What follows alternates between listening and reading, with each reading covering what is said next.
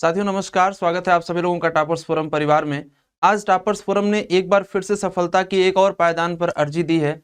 आज हमारे बीच में सूची वर्मा आएंगी जिन्होंने एसएससी की परीक्षा में लगातार अपनी सफलताएं अर्जित की हैं। आज आपको मिलवाएंगे साथियों। इनसे मिलने के बाद आपको ये निश्चित रूप से समझ में आएगा कि मनुष्य अपने भाग्य का निर्माता स्वयं होता है। यदि आपके मन में कहीं भी ये बात कहीं भी किसी भी कोने में पड़ी हुई है कि आपको आपकी सफलता मिलनी है तो उसके निर्माता आप स्वयं होंगे। लेकिन इसमें गुरुओं का मार्गदर्शन कैसे अपना रोल प्ले करता है ये आपको समझ में आएगा। तो सबसे पहले मैं चाहूंगा सूची आप आइए और ढेर सारी शुभकामनाएं आपको टॉपर्स फोरम परिवार की तरफ से। और मैं चाहूंगा हमारे बीच में उमा शंकर सर भी हैं। सूची को एक बार ये बुके दे करके इनका वेलकम करें और आप सभी लोग आने वाले समय में इसी तरीके से हमारे बीच में आए और वेलकम प्राप्त करें। ये हमारी शुभकामनाएं हैं ढेर सारी।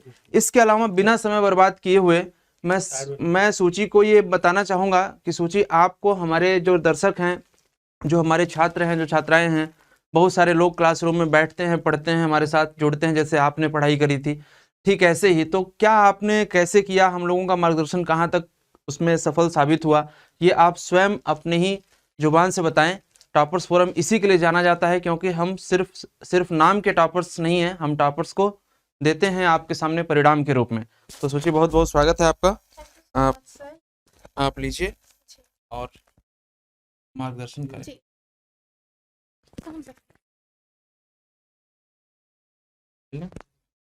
Thank you so much sir, thank you for calling me here.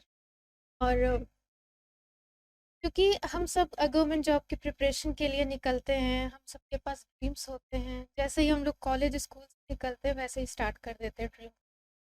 लेकिन ड्रीम करना अलग चीज़ होती है, फिर उसे अचीव करना, उसके लिए हमें ज़रूरत पड़ती है एक अच्छे गाइडेंस की और साथ ही में अच्छे मेंटर की। तो just after graduating in the year 2016 हमें अच्छा गाइडेंस मिला थ्रू उमा शंकर सर जी यहाँ पे टॉपर्स फोरम में, साथ में विनय सर। यहाँ पे जो फैकल्टी थी, हम लोग अपनी तरफ से तो जो भी हो सकता है करते ही हैं, लेकिन जब हम जर्नी को शुरू करते हैं तब हमारे पास ज़्यादा आइडिया नहीं होता है।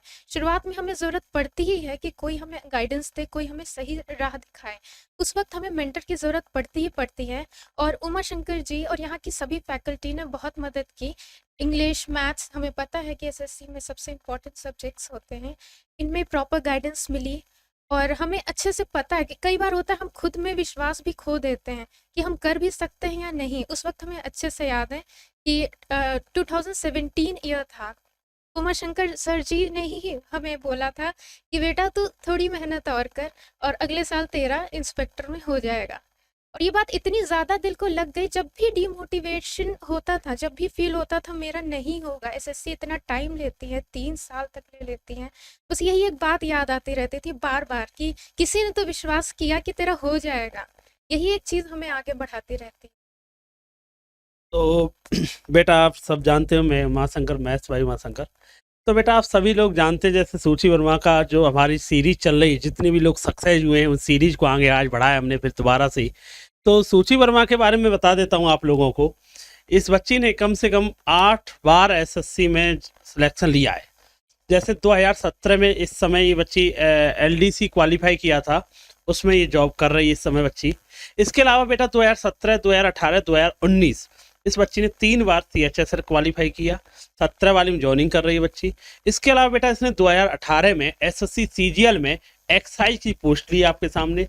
और इसके अलावा बेटा 2019 वाले में भी 650 प्लस नंबर है, 650 प्लस नंबर इस बच्ची ने लेके आई।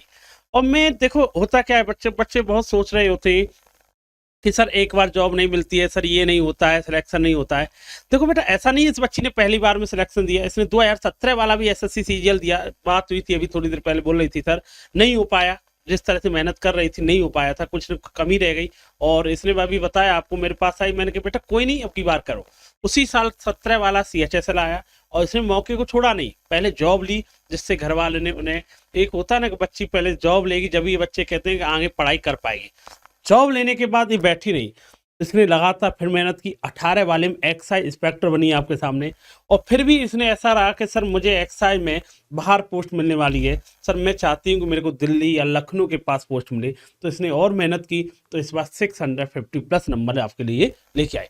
तो बेटा ये मेहनत का खेल है। कुछ बच्चे कहते हैं सर पर जॉब करते करते सिलेक्शन नहीं हो पाता। तुम्हारे सामने एग्जाम्पल है, 5-6 सिलेक्शन बाद में भी लिए इस लड़की ने, और ज़बरदस्त मेहनत कंटिन्यूस आज भी ये बच्ची करती है।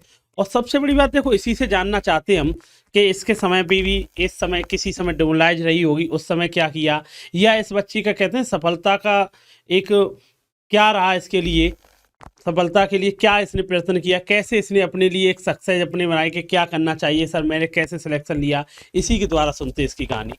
तो सोची जी, पहले तो ये बताइए, तुम्हारे भी समय 2017 का तुम पहली बार एग्जाम देने गई और तुम्हारा उस समय नहीं हुआ था, तो उस समय तुम अपने आप को डिमोरलाइज कर रही थी, अभी आपने बताया। तो उस समय आपको पॉजिटिव लाने के लिए किस दोस्तों का या पेरेंट्स का, किस टीचर ने कैसे आपको मोटिवेट किया, ये जानना चाह रहे हैं आपके। जी सर, जब आप बात करते हैं जब डीमोटिवेशन की, जब हम डीमोटिवेट हो जाते हैं, तो एक बात हम बहुत ही क्लियरली बताना चाहेंगे कि आप मोटिवेशन बाहर ना ढूंढिए, बाहर किसी को फॉलो करके या किसी की कॉपी करके नहीं मिलेगा। वो आपका खुद का अपना यूनिक रीज़न होगा जो आपको आगे बढ़ाता जाएगा। मेरे केस में सीजीएल 2017 सबसे टॉर्चरिंग केस था, क्योंकि वो सुप्रीम कोर्ट केस में फंस गया था। उसको 3 साल लगे थे। अब लग रहा था होगा नहीं होगा, फाइनल रिजल्ट आने में ही 2017 से शुरू हुआ, 3 साल तक वेट चलता रहा उसका। उस वक्त हाफ लगता था नहीं होगा और कभी लगता था कि होगा, और साथ में 18 सीजीएल होने नहीं वाला था जब तक 17 क्लियर ना होता। उस पूरे फेज में सबसे ज़्यादा खुद ही को मोटिवेट करना पड़ता। वो दौर ऐसा आ जाता है ना कि आप किसी दूसरे की सुन के या दूसरे की कॉपी करके आप ज़्यादा पार नहीं लगा पाएंगे। जो कहते हैं ना कि आपके पास एक गाड़ी है, लेकिन उसमें फ्यूल क्या है? फ्यूल आपका खुद का मोटिवेशन है। वो आपका खुद का एक कोई रीज़न होगा, चाहे वो आपके पेरेंट्स होंगे, चाहे वो कोई भी रीज़न होगा जिससे कि आप आगे बढ़ना चाहेंगे। मेरे केस में अगर मेरे यूनिक मोटिवेशन की बात करें, तो being a girl, I always new कि अगर मुझे जॉब नहीं मिली तो may be my parents will get me married somewhere. ये एक रीज़न था, क्योंकि कहीं ना कहीं मुझे ये पता था लड़कियों के पास ज़्यादा ऑप्शंस नहीं होते हैं। हालांकि लड़कों के भी अपने सिचुएशंस होते हैं, लेकिन लड़कियों के पास ज़्यादा ऑप्शंस नहीं होते हैं। बाहर नहीं भेजते हैं, या फिर ज़्यादा समय तक वेट नहीं कर पाते पेरेंट्स कि इसको कब तक पढ़ाना है, तब तक they get married of by the time. तो उस वक्त मुझे सिर्फ एक ही चीज़ मोटिवेट की कि अगर सिलेक्शन नहीं लिया तो क्या होगा मेरा। ये एक बेसिक सी चीज़ है, लड़कियों के साथ ये प्रॉब्लम आती है। और मेरा मैसेज बाकी लड़कियों के लिए भी है, प्लीज़ सिर्फ पढ़ाई करना, ग्रेजुएट होना ही इम्पोर्टेंट नहीं है। प्लीज़ सरकारी नौकरी या कोई भी ऐसी नौकरी, प्लीज़ नौकरी ज़रूर लेना और सिलेक्शंस लेने की कोशिश करना। क्योंकि अगर तुम ये सोच के चलोगे तुम्हारे लिए कोई और पढ़ रहा है, या फिर पापा का पैसा आ जाएगा या ऐसा कुछ भी, तुम्हारे डिसीजंस भी कोई और लेगा, तुम अपने डिसीजंस भी खुद कभी नहीं ले पाओगे। ये तुम्हारा मोटिवेशन जो है वो तुम्हें अंदर से हमेशा जगाए रखेगा।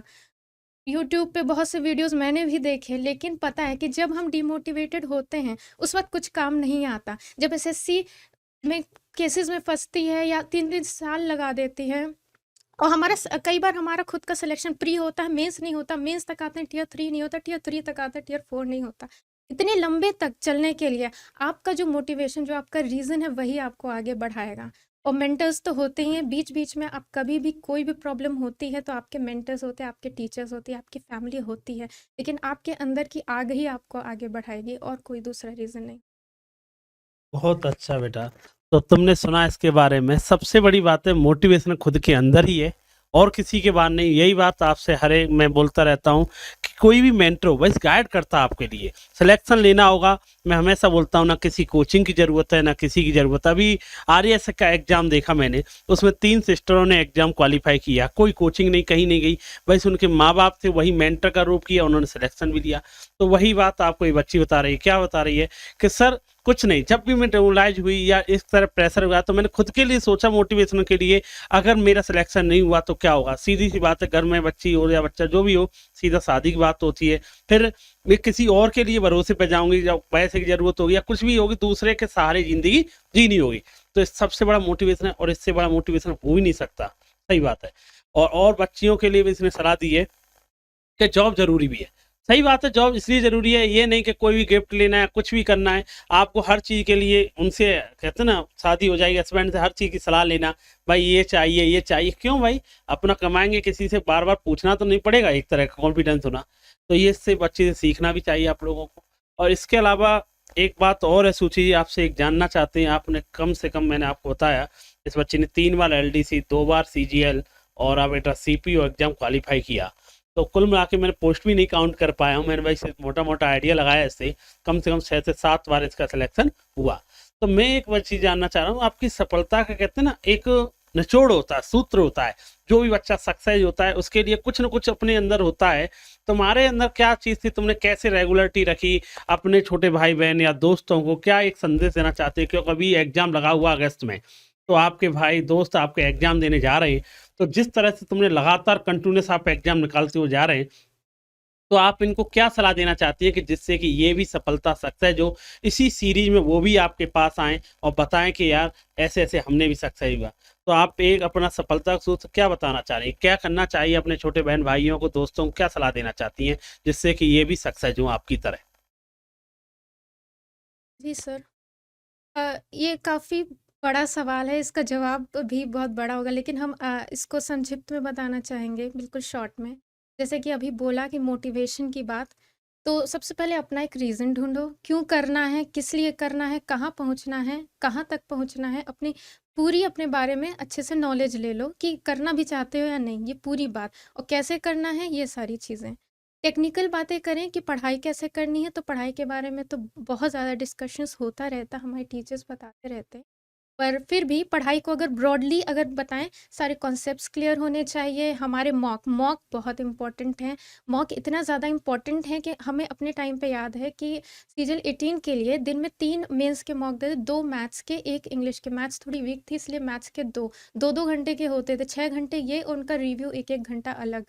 मॉक बहुत इम्पोर्टेंट है, मॉक को लास्ट स्टेज तक देना ही देना, मेंस के मतलब मुझे तो लगता है 1 दिन पहले तक भी, क्योंकि हाथ सेट रहता है। टियर 3 की बात करें, टियर 3 की पूरी प्रिपरेशन के लिए न्यूज़पेपर बहुत अच्छा रोल प्ले करता है। I read the Hindu newspaper which helped me a lot for the tier 3 paper. And talking about the tier 4 का टाइपिंग और उसमें सीपीटी आता है, उसकी प्रिपरेशन तो सीपीटी के लिए ये है कि प्रैक्टिस, ऑफ कोर्स प्रैक्टिस के अलावा कुछ और नहीं हो सकता, और टाइपिंग में भी प्रैक्टिस के अलावा कुछ और ज़्यादा नहीं है। और टाइम भी आपको मैनेज करना होगा, टाइम एक बहुत अच्छा रोल प्ले करता है, क्योंकि एग्ज़ाम अगस्त में है, तो ये डिपेंड करता है कि आपने कैसे अभी तक प्रिपरेशन की। और अब जो 1 महीने बचे हैं, उस 1 महीने में आप अच्छे से ब्रश अप कर लो, ज़्यादा से ज़्यादा रिवाइज़ करो। प्री है, प्री ही पे फ़ोकस करो, उस पे कितने मार्क्स का क्या है, किस प्रोपोर्शन में कौन से सब्जेक्ट पे फ़ोकस किया गया है, उसी प्रोपोर्शन में उसमें मेहनत कीजिए। और प्री के बाद जब मेंस आएगा, और एक चीज़ और बता दें कि प्री और मेंस की अलग-अलग कोई प्रिपरेशन नहीं होती है। एक स्टेज आएगा, आप डायरेक्टली सिर्फ मैथ्स, इंग्लिश ऐसे पढ़ने लग जाएँगे। आप कैटेगराइज़ नहीं करेंगे कि प्री की प्रिपरेशन है या मेंस की प्रिपरेशन है। तो टेक्निकल बातें हो गई तैयारी के बारे में। और इन सब के बाद अगर कहेंगे कि हम आपको क्या एडवाइस दे सकते हैं, तो एडवाइस ज़्यादा प्रेशर लेने की ज़रूरत नहीं है। जितना ज़्यादा प्रेशर होगा, क्योंकि यहाँ आप बहुत कॉन्फिडेंट फ़ील कर सकते नहीं, आपको डिमोटिवेट नहीं कर रहे हैं। पर एग्ज़ाम के टाइम क्या होता है, एग्ज़ाम के टाइम सिर्फ अपना इंस्टिंक्ट काम करता है। जितने भी ट्रिक्स याद कर लो, कुछ भी, किसी रटने के पीछे मत जाना। रटना ज़्यादा हेल्प नहीं करता, क्योंकि जब सामने स्क्रीन पे क्वेश्चन होता है ना, तो अपना इंस्टिंक्ट ही काम करता है। और उस इंस्टिंक्ट को डेवलप करने के लिए आपको ये एक महीनों, एक सीरीज़ ऑफ मंथ्स की मेहनत होती है, वो अचानक से नहीं आती। अब चूँकि 1 महीना है, तो 1 महीना में पहले तो आपको अपने आप को वॉच करना है, आप कहाँ तक पहुँच, आप मतलब आपको देखना पड़ेगा आपकी प्रिपरेशन कहाँ तक हुई है। अगर काफ़ी कुछ बाकी है, तो आप ब्रॉडली कवर करने की कोशिश कीजिए। मैथ्स, इंग्लिश पे थोड़ा ज़्यादा फ़ोकस कीजिए, क्योंकि जीएस कम समय में नहीं होती। रीज़निंग आपके मॉक में कवर हो जाएगा। और अभी तो प्री ही पे फ़ोकस कीजिए। प्री पे अच्छा स्कोर करना भी ज़रूरी है, यही नहीं कि ये एक मेरा खुद का एक्सपीरियंस है कि कट ऑफ क्लियर हो गया, बस हम जश्न मनाने लग जाते हैं। सिर्फ कट ऑफ क्लियर करना इम्पोर्टेंट नहीं होता है, उससे एक अच्छा मार्जिन आगे तक ले जाना भी इम्पोर्टेंट होता है, क्योंकि फाइनल सिलेक्शन, क्योंकि मेरे साथ खुद हुआ है सीजल 17 में, फाइनल सिलेक्शन तभी होगा जब आप अच्छे से कट ऑफ को आगे तक क्लियर तो बेटा सबसे सोची से भी जाना आपने इसका सफलता सूत्र क्या था। सबसे इम्पोर्टेंट इसने जो बातें बताई है, सबसे मॉक टेस्ट वही हर एक जो भी आपके सामने टॉपर आ रहा है, जो भी सिलेक्शन ले रहा है, मैं आपको हर एक बच्चा आपको कुछ ना कुछ बोलता है, सब में कॉमन क्या चीज़ निकलती है, सर टेस्ट सीरीज जरूरी है। टेस्ट सीरीज जितने आए हुए प्रीवियस क्वेश्चन है वही बच्ची ये आपको साइड कर रही है कि सर अभी पेपर लगा हुआ है तो मैं अभी सलाह दूंगी सभी को टेस्ट सीरीज लगानी। वही बेटा हम बात आपसे कहते हैं, तो जितना हो सके मॉक टेस्ट पे लगाइए बेटा, प्रीवियस लगाइए, इसके अलावा जितने भी सेट और आए हुए उन्हें लगाइए। और बात आती है बेटा इसकी, बहुत बच्चे कहते हैं सर हम कहने नहीं चाहिए मेरे को भी, मैं भी एक टीचर हूँ, कि 2 सेकंड में क्वेश्चन उड़ा देंगे, यूट्यूब पे ये देखते रहते हूँ आप।